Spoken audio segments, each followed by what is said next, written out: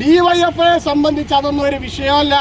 DYFI അഴിമതിക്കെതിരെ അന്നും പറഞ്ഞിട്ടുണ്ട്, ഇന്നും പറഞ്ഞിട്ടുണ്ട്, നാളെയും പറഞ്ഞിട്ടുണ്ട്. തൽക്കാലം ഒരുത്തന്റെ സർട്ടിഫിക്കറ്റ് വാങ്ങാനും ഞങ്ങൾ പോകുന്നില്ല.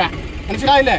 അങ്ങനെ ആർക്കെങ്കിലും അപവാദമുണ്ടെങ്കിൽ, അങ്ങനെ ആർക്കെങ്കിലും ആക്ഷേപമുണ്ടെങ്കിൽ ഉത്തരവാദിത്വത്തോടുകൂടി പറയുന്നു, ഈ വിഷയത്തിലുൾപ്പെടെ ഇന്നലെ ആയുർവേദ ഡിസ്പെൻസറിയുടെ വിഷയത്തിലുൾപ്പെടെ മൈലാമ്പാടം പയ്യനടം റോഡിന്റെ വിഷയത്തിലുൾപ്പെടെ അഴിമതി ആരോപണം ഉന്നയിച്ചയാൾ ഈ ഞാൻ തന്നെയാണ്. ഡിവൈഎഫ്ഐയുടെ മണ്ണാർക്കാട് ബ്ലോക്ക് സെക്രട്ടറി എന്ന നിലയിൽ ശ്രീരാജ് തന്നെയാണ് അത് ഉന്നയിച്ചത്. ശ്രീരാജ് ഏതെങ്കിലും വ്യക്തിയുടെ കയ്യിൽ നിന്ന്, ഏതെങ്കിലും ഒരു വ്യക്തിയുടെ കയ്യിൽ നിന്ന് അനധികൃതമായോ അർഹതയില്ലാത്തതോ ആയ 1 രൂപയെങ്കിലും വാങ്ങി എന്ന് തെളിയിക്കാൻ ഈ നാട്ടില് ഇന്നലെ ഇത്തരം സംഭാഷണങ്ങൾക്ക് തിരികൊളുത്തിയ ആളുകളോട് ഞങ്ങൾ വെല്ലുവിളിക്കുകയാണ്. ഞങ്ങൾ അഴിമതി ആരോപണം ഉന്നയിക്കുന്നത് നല്ല പരിശുദ്ധിയോടുകൂടിയാണ്.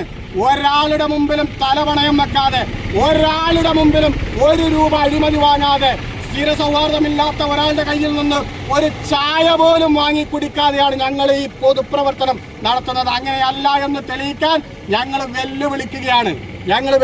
ഞങ്ങൾ നന്നായി ഈ നാട്ടിലെ പൊതുവിഷയങ്ങൾ ഇടപെടും.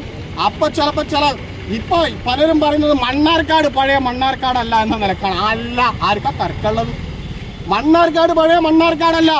അത് ഏത് ബിലാല് പറഞ്ഞാലും മണ്ണാർക്കാട് പഴയ മണ്ണാർക്കാടല്ല. കൂട്ടുകച്ചവടം നടക്കില്ല, ഉറപ്പിച്ചോളി.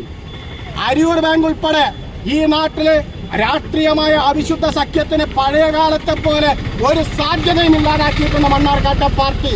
ഒരു കൂട്ടുകച്ചവടത്തിനും മണ്ണാർക്കാട്ടെ പാർട്ടി അനുവദിക്കാത്ത സ്ഥിതി ഉണ്ടായിട്ടുണ്ട്. അപ്പൊ പറഞ്ഞത് ശരിയാണ്. എന്ത് മണ്ണാർക്കാട് പഴയ മണ്ണാർക്കാട് അല്ല.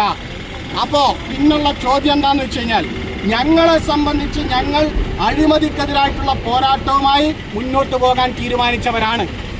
ആ അഴിമതിക്കെതിരായിട്ടുള്ള പോരാട്ടവുമായി മുന്നോട്ട് പോകുമ്പോൾ അതിനെ മുസ്ലിം ലീഗിനെ വെള്ളപൂശാൻ, മുസ്ലിം ലീഗിനെ UDF-നെയും രക്ഷിച്ചെടുക്കാൻ ആരെങ്കിലും കരാറെടുത്ത് വന്നിട്ടുണ്ടെങ്കിൽ ആ കരാറെടുത്ത് വന്ന ആളുകൾ ഉൾപ്പെടെ UDF-ന്റെ സർവ്വസന്നാഹത്തോടും DYFI പറയുന്നു, ഞങ്ങൾ ഈ സമരങ്ങളും പ്രക്ഷോഭങ്ങളും ക്യാമ്പയിനുകളും